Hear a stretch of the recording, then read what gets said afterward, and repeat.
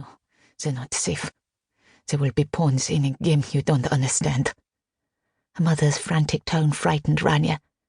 Mama's voice was normally soft and gentle, even when her actual words were tough and uncompromising. This will pass, her grandmother went on.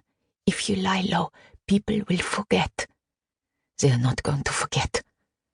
I told you no good would come of messing with politics, but you would only listen to Ibrahim. See where it has brought you. You're a woman on her own. Rania is 12 and Aya is 6.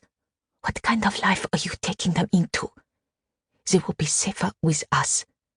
Your father is not without influence here in Tripoli. I say again, you don't understand. They aren't safe. Rania's brain tried to make sense of what she'd heard. Mama's voice again.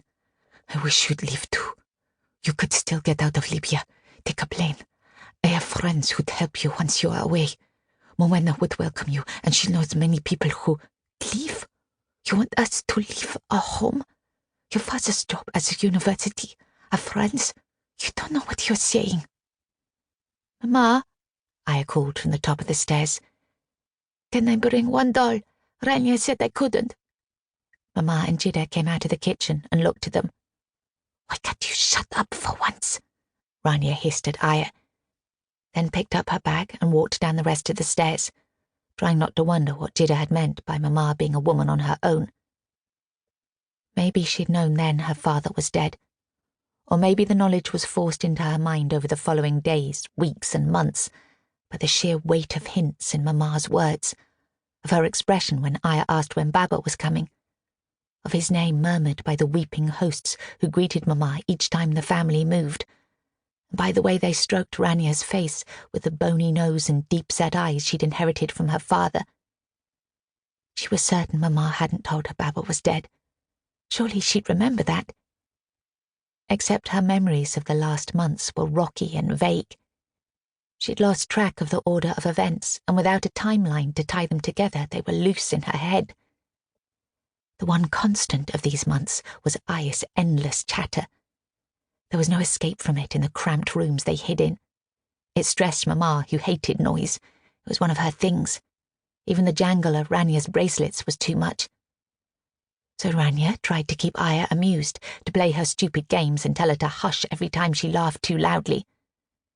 That was Rania's overriding memory. That and the fear in those dark rooms with closed shutters pressing down on them like stones pressed white grubs into the earth. Last night it had changed. Someone had arrived unexpectedly during the curfew, knocking quietly on the door of Uncle Esso's apartment. Uncle Esso came and fetched Mama, and for a wild moment Rania thought it might be Baba. She tried to listen, easing the bedroom door ajar. But Aya, woken by her mother's sudden departure from the bed they shared, had started to cry, and Rania had to go and calm her. She heard her mother's sharp wail of, "No!"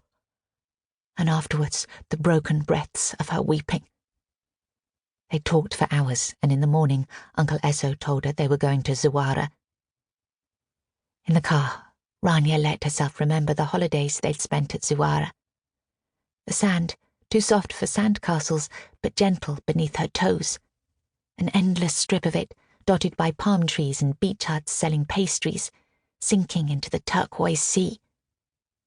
She liked to swim in the sea again and sit on the beach afterwards and sift the sand between her fingers and dream of her future. The sort of dream she would never tell anyone. About when she would be a famous singer touring her first album of songs, with the reviews calling her the spokesperson of her generation, a poet for everybody, like her mother. About the houses she would buy in far-flung places and stay in quietly, until someone recognized her quite by chance in a local shop, and she'd have to smile and say, yes, she was Rania Shabani. Uncle Esso, in the seat in front of Rania, shifted suddenly, and his weight pressed into Rania's knees. The car swung right and raced across bumpy ground. "Roadblock," Uncle said. "I don't think they saw us. We're close now." They continued on little roads, and the streetlights stopped appearing in the dark sky. Uncle rolled down the window, and Rania heard the sound of the sea.